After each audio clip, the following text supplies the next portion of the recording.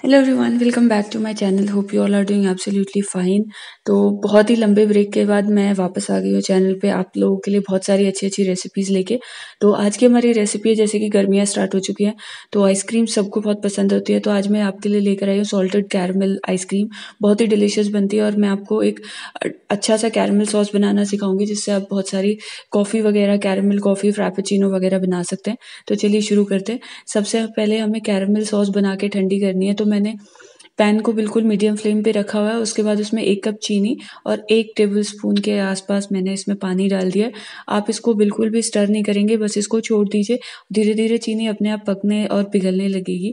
जैसे ही ये साइड्स पे ब्राउन होने लगे और आपको ये ऑरेंज ऑरेंज सा कलर दिखने लगे, उसके बाद आप इसको स्टर कर सकते हो। इसमें 2 बूंद नींबू का रस डाल दीजिए इस टाइम पे और फिर इसको स्टर करना स्टार्ट कर दीजिए। फ्लेम आपको बहुत ज़्यादा हाई नहीं रखनी है, जल जाएगा, कड़वा हो जाएगा। अगर बहुत ज़्यादा लो रखेंगे तो वो क्रिस्टलाइज़ हो जाएगी। तो ध्यान रखिए, मीडियम फ्लेम रखना है और धीरे-धीरे चलाते हुए जब ये ऐसे ब्राउन कलर की हो जाए और चीनी पूरी मेल्ट हो जाए, उसके बाद इसमें डाल देंगे बटर या फिर घी। अगर आप बटर डाल रहे हैं सॉल्टेड अमूल वाला बटर, तो आप इसमें नमक मत डालिएगा। अगर आप घी डाल रहे हैं तो थोड़ा-सा नमक डाल दीजिएगा साथ में। तो मैंने घी डाल दिया है। अब इसको हम अच्छे से मिक्स करेंगे और जब ये घी अच्छे से मिक्स होने लग जाए और ये बबल्स आपको दिख रहे हैं उठने लग जाएँ, तो अब इसमें हमें एक फ्लेम को ऑफ करना है और मिला देनी है मलाई, या फिर आपके पास फ्रेश क्रीम है तो वो डाल दीजिए। फ्लेम को बिल्कुल ऑफ करके फिर डालना है और डाल के लगातार अच्छे से मिक्स कर देंगे।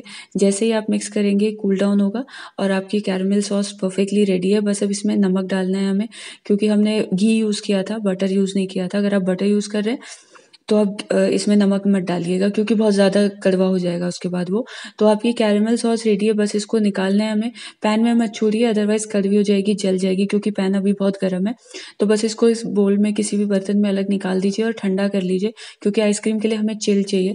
और जब तक अपनी कैरमल सॉस ठंडी हो रही है, ये मैंने बर्तन लिए, इनको मैंने आधा घंटा फ्रीज़र में रख दिया था। जो हमारा हैंड विस्क है उसको भी मैंने, उसके एक्सटेंशंस को और ये पतीला दोनों को फ्रीज़र में रख दिया था, ताकि अच्छे से चिल्ड हो जाए। अगर बहुत ज़्यादा गर्मी है तो आप नीचे एक आइस बोल रख लीजिए, अदरवाइज़ आपकी क्रीम बहुत अच्छे से व्हिप नहीं होगी।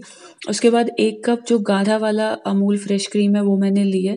तो इसको निकाल लेते हैं। जो क्रीम है आपको अमूल फ्रेश क्रीम 1 घंटा कम से कम अच्छे से फ्रीज़र में रखनी है, या फिर 24 घंटे आपके फ्रिज में रखनी है। उसके बाद अब इसको विस्क करेंगे जब तक स्टिफ पीक्स इसमें नहीं आ जाते। तो शुरू में थोड़ा-सा तेज़ कर लीजिए, उसके बाद धीरे-धीरे करना है। और अगर आपको लग रहा है कि ये पतली है और नहीं गाढ़ी हो रही है, तो नीचे बोल रख लीजिए आइस का, क्योंकि क्या होता है, टेम्परेचर जैसे-जैसे उसका बढ़ता चला जाएगा, क्रीम आपकी मेल्ट होती चली जाएगी। तो ये देखिए, ऐसे विस्क करने के बाद एकदम हार्ड पीक्स हो गए हैं, इसमें रेडी हो गए। तो एक्सटेंशंस निकाल देंगे और क्लीन करके इनको साइड में रख देंगे। उसके बाद इसमें ऐड कर देंगे अपना कैरमल सॉस। ये देखिए कितना थिक हो चुका है और इसको आप बना के रख सकते हो, स्टोर कर सकते हो आराम से 1 महीने।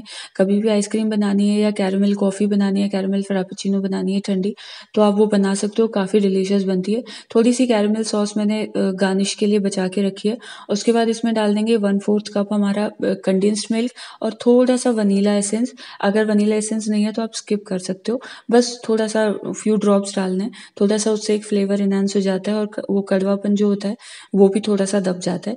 इसको बस अच्छे से मिक्स करना है और आपका मिक्सचर जो आइसक्रीम का है वो रेडी है। तो ये देखिए, हमारा मिक्सचर हमेशा अच्छे से मिक्स हो गया है। आप चाहें तो इसको अपने विस्क से भी, हैंड विस्क से भी कर सकते हो या ब्लेंडर से कर सकते हो, बट उससे क्या होता है, बहुत ज़्यादा पतला हो जाता है कभी-कभी। तो बस अब इसको इसमें डाल देंगे, कोई भी एयर टाइट कंटेनर या किसी टिन में डाल दीजिए, किसी भी बर्तन में।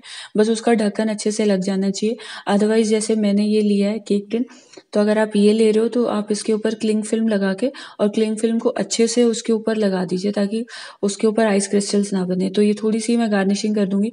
जो हमारी कैरमल सॉस थी उसमें हल्का-सा दूध मिला के उसको थोड़ा-सा पतला कर लेंगे और फिर ये स्वर्ल्स कर देंगे। तो ये टोटली ऑप्शनल है, आपको पता है, इसकी कोई ज़रूरत नहीं है। इससे कोई टेस्ट नहीं एनहांस होने वाला, क्योंकि ऑलरेडी हम कैरमल सॉस अंदर मिला चुके हैं। अब इस पे ये क्लिंग फिल्म लगा देंगे और हमारी जो आइसक्रीम का बेस है उसके ऊपर टच करके लगाएँगे, ताकि इसके अंदर आइस क्रिस्टल्स ना बने। तो और उसके बाद इसको रख देंगे फ्रीज़र में 5 से 6 घंटे फ्रीज़ होने के लिए। बहुत ज़्यादा लो टेम्परेचर मत करके रखिएगा। मैं इसको 20 टू 23 पे रख रही हूँ, तो 4 घंटे में आराम से ये देखिए आइसक्रीम हमारी बहुत अच्छे से फ्रीज़ हो चुकी है। अब हम बस इसको निकाल लेंगे और सर्व करेंगे, और थोड़ा-सा कैरेमल सॉस से आप इसको गार्निश कर सकते हैं। ऊपर से थोड़ा-सा ड्रिज़ल कर दीजिए और बहुत ही डिलीशियस आइसक्रीम बनती है, ट्रस्ट मी। तो रेसिपी को ज़रूर ट्राई कीजिएगा and do let me know in the comment section below कि रेसिपी आपको कैसी लगी। मैं आप लोगों से मिलती हूँ अगले वीडियो में एक अच्छी सी नई रेसिपी के साथ। Till then bye bye, take care. Do not forget to like, share and subscribe, and you guys can also check out my Instagram page. Link is in the description box below. See you guys super soon. Bye bye.